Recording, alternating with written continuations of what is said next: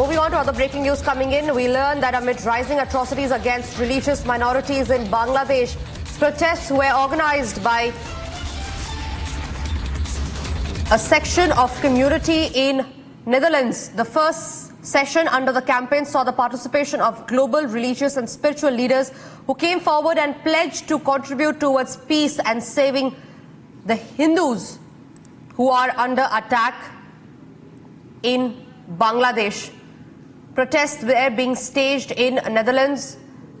This is against the Yunus government.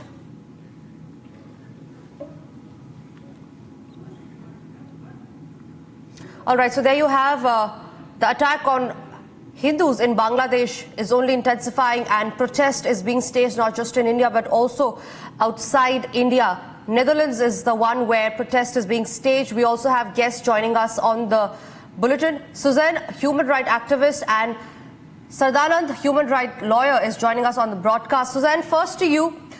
The attack on Hindus in Bangladesh is not a lone attack.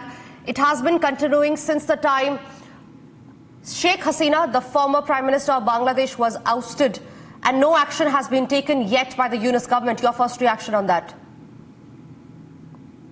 That's correct. I think Anarchy is now ruling in Bangladesh. There is no government, and the temporary government is not taking any action to protect minorities. Unfortunately, also the outside world is closing their eyes to recognize that what is happening now is a silent genocide against minorities in Bangladesh. And the files are speaking of it very clearly that there is a structural attack on minorities, on temples of Hindu minorities. Even Christian minorities are under attack. Right. Right. Right. I'm also being joined by Sardanand. He's a human rights lawyer. You know, what we're seeing is an ISKCON monk was fabricated in false charges, that of sedition. He had been denied bail. His bail hearing was postponed to another 2 months. Now we learn that his bail hearing will take place in January. He's not been given the right to even take forward his bail petition. And all of this is happening under the Yunus government. As a human rights lawyer, what would you say is the way forward for the ISKCON monk now? Yeah, see, what we experience that, as I said before, minorities are not having the channels to file cases against what is happening. Fake cases is being filed. A lot of fake cases is being filed. They cannot fight against this because there is no active, legitimate government which can help them to protect themselves. Yes, we are. It's a concern for some parliament members in Europe, and we hope that the European Union will take action to put some more pressure on the Bangladesh, and we hope soon new election will come, so we have a legitimate government. The present government is an illegal government and is being ruled by extremist groups who is supporting this government. Right. Unfortunately, we cannot file any cases now because there is no legal system available in Bangladesh. Right.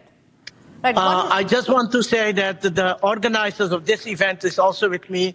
She wants to say how important it is to continue this protest, and we want to show the world that even peaceful protest can have an impact. Right. Right. I would like to take one last question before I let both of you go. We learned that you're going to fight against the atrocities on Hindus in Bangladesh. The fight will go to the International Court of Justice now, and we believe that you're going to file a petition against the Bangladesh regime, against the Yunus government. Please share more details about that also. Yes, we're going to file a few cases. One is in the European Parliament to make a strict agreement that the funding that is going from the European Union to Bangladesh should be regulated and should be put some pressure that if there is no change in human rights situation, they should stop the development aid to Bangladesh. Second, I think it's important that some governments should put a legal file that the person who is in charge with this human rights violation should not get access to get a travel visa to the European Union, Right. as they have done with Russia and all other countries. Right. With that, I would like to thank Susan and Sardanand for joining us on the broadcast. Completely outrageous their act by the Yunus government there. Remember, the outrage is not just limited to India now. It's become a worldwide outrage where people, not just in India, but also in Netherlands, are protesting against the Yunus regime, under whom attacks on Hindus are taking place in Bangladesh. The fight is going to the International Court of Justice now. Petition will be filed against the Bangladesh regime, and we'll keep a watch on that story.